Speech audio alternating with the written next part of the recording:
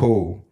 We on Instagram with it. So Instagram, bro said, shouts out to Catch Up. He said, how much does box truck insurance might run me? What state you in, bro? And tell me if you CDL or not CDL. What we talking about on TikTok? All right, so yeah, man. So my whole ideal is like, when people get in the market and they come to me like, oh man, I want to do this, I want to do that. I want to ask their why, because I can easily say you're insurance, bro, but I don't want to do business with people who are destined to fail. I want to do solid, clean business with people who want to win. Florida non-CDL, cool. Florida market is tricky. Non-CDL is even more trickier. I want to say I can give you about three parts of your insurance for your to make up your policy. So your cargo should cost about $1,000 for the year. Your general liability should cost between like $750 to $1,000. I can get it cheaper. We can talk about that. Your physical damage should be about 5% of your vehicle. So your physical damage on your truck is, I don't know, $20,000. It'd be $1,000 a year. So now we're at 2,500 or 2,000. We're about 2,750. And let's say your auto liability. Your auto liability is about, in Texas it varies. I mean, how young are you? What's your license looking like? Are you clean? What you're hauling? 100,000 cargo. Yeah, that's the most common. Everybody can do $100,000 cargo. Yeah, that's common. But yeah, tell me if you're clean. If you don't have anything on your record,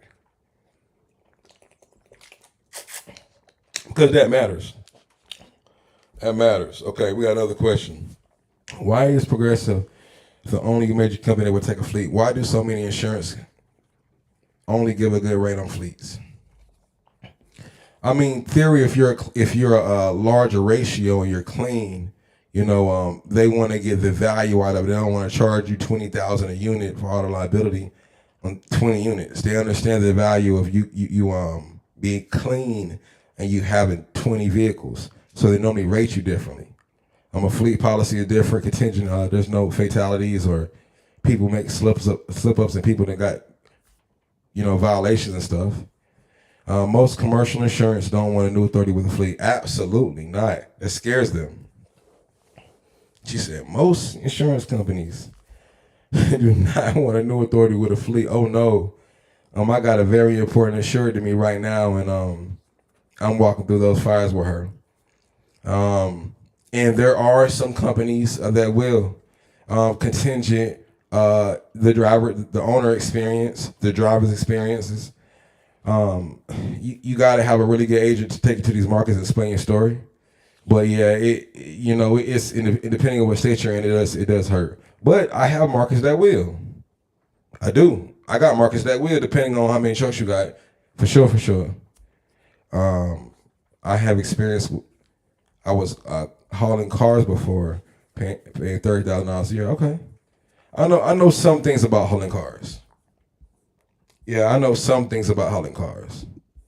I was prior to me getting into trucking, I met a guy, and he introduced me. You along getting into trucking, bro, you meet people on the way to help you get to the game. So he showed me how to get into car hauling, but I never got into it.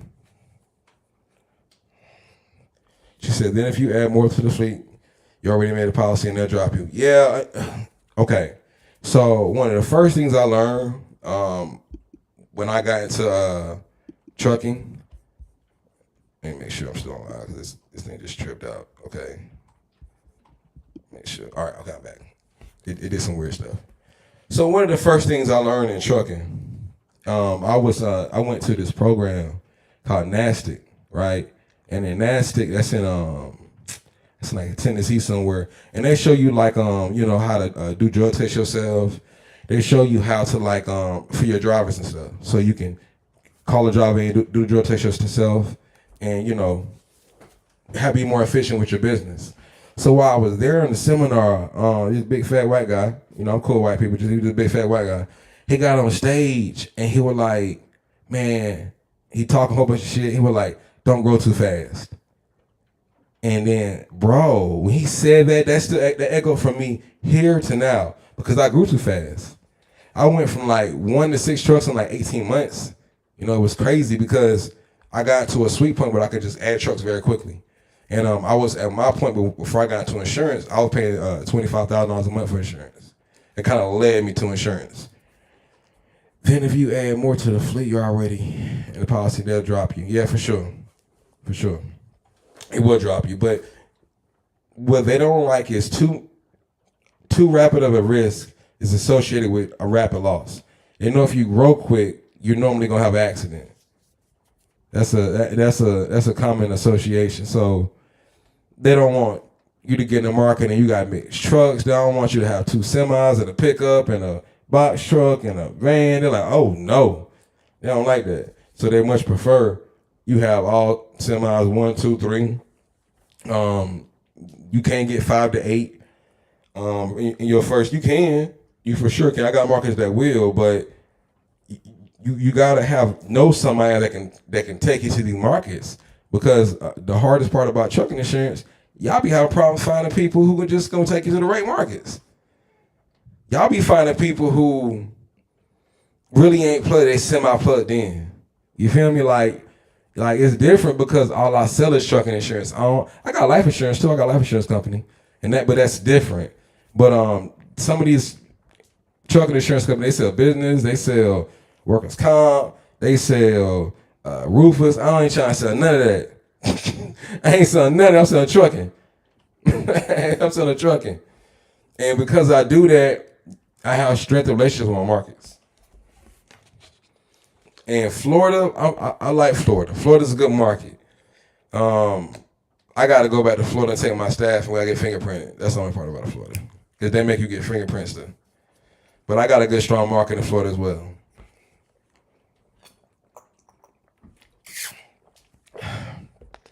For sure. But car hauling ain't no joke. You know, I don't think car hauling is a joke. I don't think hazardous freight. I got a friend, and I'm gonna call her one day on live and talk to her, have a conversation. I'm gonna engage with her, with y'all, because bro, like, she hauls hazardous freight, and she making like, you know, $1,000 in 50 miles. So I don't want her hearing no money in this, because I was with her when we was hauling dry vans. We was hauling dry vans, and she told me, she like, hey man, you can't be out here letting people dispatch you. And I didn't know that. I'm not talking about dispatching, but that was her mentality. She's like, man, you find the best freight for your truck. That's ultimately your goal, whether it's partnering with dispatchers who have the best freight, whether it's partnering with brokers who have the best freight. But the ultimate idea is for you to find the best freight for your truck. That's the ultimate idea. And I think people treat their truck like a hoe. And I ain't never been a person that treat my truck like a hoe. I ain't just gonna run my truck like no hoe. I ain't doing that. I ain't running my truck like no hoe, man. I ain't gonna take anything a mile. I ain't gonna haul something crazy heavy up on a mountain. I ain't what to do 700. But I ain't hauling nothing up no mountain with no heavy weight. I ain't hauling no nothing crazy that's gonna hurt my truck and drill holes in my floor. I ain't hauling nothing that I gotta go crazy places for. I done did stuff for the money, but I ain't gonna do nothing crazy for the money. Like, I ain't with that no more. Bro. I did that. I done hauled some shit, bro. But every time I hauled something, I got paid, and it made sense. I remember one time, and I'm gonna start posting my old rate cards so niggas know what's up. But one time, I was hauling a load out of Niagara, and I think it's in Noonan, and I took a Savannah, and it was overweight. Well, it was an overweight load. It was like 1,700, and no, I'm sorry. That's how much I got paid, 1,700. But the weight was like, I want to say like 45 or something like that. It was over by like 5,000 or 7,000. But I did it. I mean, that made sense. I'm not about to do that shit to no motherfucking steel where they got to steel holes in my floor. Not doing that shit. Kiss my ass. I'm not about to. I've done this before, so I know I'm not gonna do it again. I'm not about to haul nothing up no fucking mountains. you know, heavy as fuck. I had this one load come from like Panama, Georgia, Palmetto, Panama. Palmetto, forgive me, y'all. I'm trying to think. Palmetto, Georgia, cool. It went to like somewhere up in like North Carolina mountains. But on the miles, it was like 199. I'm like, shit, this shit gonna be sweet, man. You know, I'm about to just take it. It's only going 200 miles. It was paying like a crazy number, like 1,900. I'm like, oh man, I'm about to take this shit. Man, I took this shit up there and I got about 25 minutes, 25 miles away from my destination. Boy, went up a Rocky Mountain. Boy, went up a Rocky Mountain. Boy, went up a Rocky Mountain. I'm telling you, man, it went up a Rocky Mountain, bro. I get up there, man, I'm like, oh no. And it wasn't snowing nothing. And the weather went crazy. But, you know, my whole thing about it was, I just didn't want to be up there, bro, you know, hauling nothing heavy risk in my truck, bro. That was crazy to me, bro. I'm not about to be risking my truck, bro, for a couple of dollars. I'm not gonna treat my truck like no hoe. Sorry. That ain't how I came up. I'm out here to get the best dollar. The best dollar. Okay? So I did shit that makes sense. And, you know, within 18 months, man, I pretty much grew my shit. And then I got bigger and started adding owner ops. Parlay to a contract. I know this is redundant, but I think people just think I sell insurance. I know more about trucking than really. I know more about insurance now, but, you know, I come from trucking. But so how many people we got on TikTok? Right now we got 55 on TikTok. It's crazy. Yeah, 57, I'm sorry. And we got 4 on Instagram, and I got 22 on YouTube. Y'all tuned in, man. Drop some questions in the chat, bro. I'm here to help niggas, man. This shit like a catharsis, because I'm about to get off in like 20 minutes. I got some work I want to do tonight. I got some work I want to do tonight, guys. But yeah, man, I don't know, man. You know, I didn't never treat my truck subpar. Good on maintenance. I did the loads that make sense. I was home every night. I ain't gonna lie. I know every area is different, but in Atlanta, you know, if your hustle right, you could be home every night for show. For show. You could be home every night if you hustle right. But it got to be your truck. The margins got to be right. You can't have a $900 a month truck note. $900 a week, I'm sorry. You have a $900 a week truck note.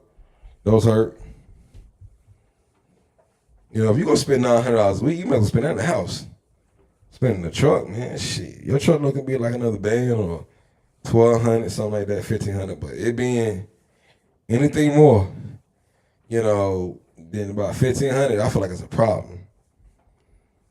You know, I know people truck notes are $2,000 and $2,000, you know, you make it. If it's a good truck, I get it. But I'm trying to keep my overhead low. That's the whole goal, keep overhead low.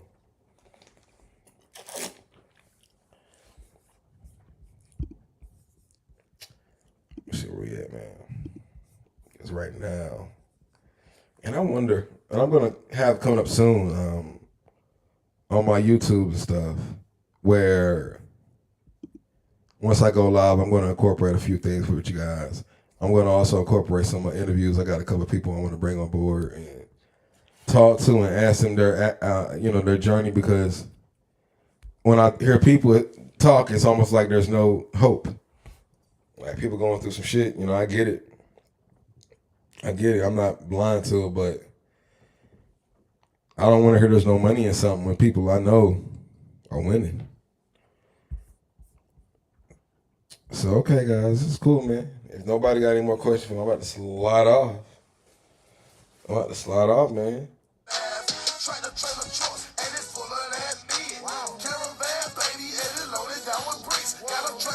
truck, and it's full of that meat. Got a caravan, baby, and it's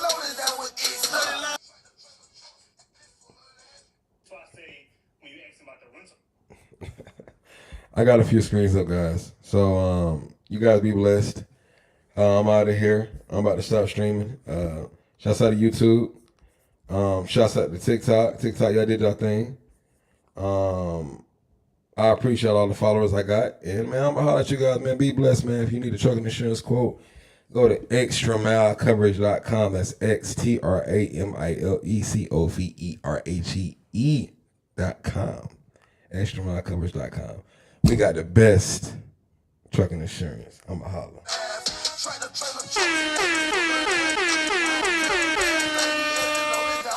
Okay, I'm reloaded.